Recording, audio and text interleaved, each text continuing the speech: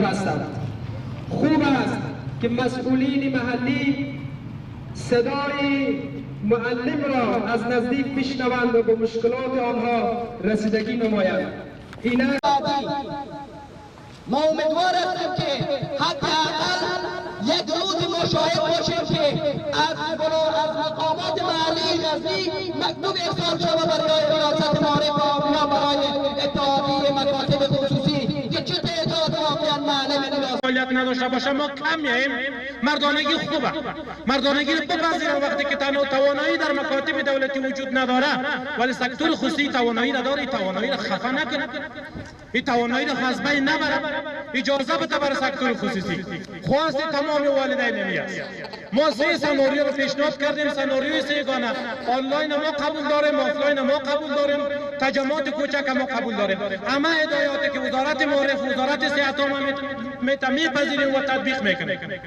درجه اول غزنی روی حل را امروز رسانه‌ها در برنامه کووید 19 حداقل ما برای 1 میلیون یا 1,500,000 افغانی برای آگاهی نامه دادیم.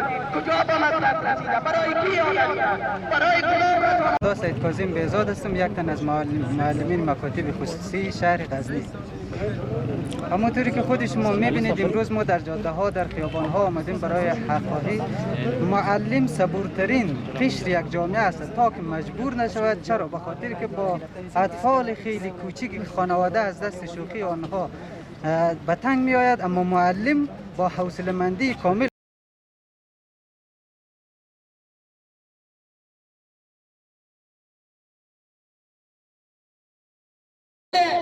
بودجه کووید 19 مطابق با پالیسی حکومت شناسایی بکنند معلمین مستحق خصوصی را که حداقل برایش کمک یاده شود.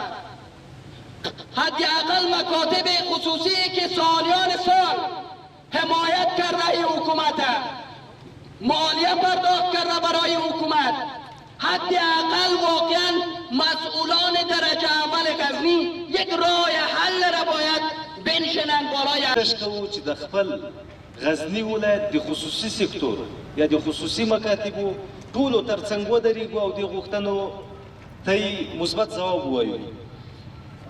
واقعا په اخر کې بیا وایو چې دا لړ یا دا شکل غوښتنې موږ تاییدوو، زموږ د تایید وړ دي، نهایتا صلح‌آمیزه، نهایتا مثبتې، نهایتا ښې غوښتنې دي.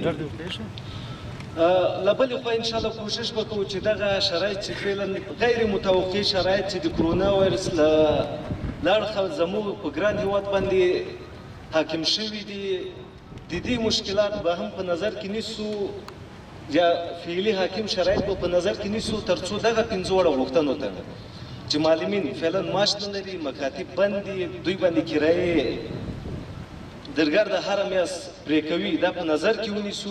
کجاست که به صدای مظلومانه و حقرانه اینها لبیک بگوید. شمله د حقیقتونو هنداره 88.7 FM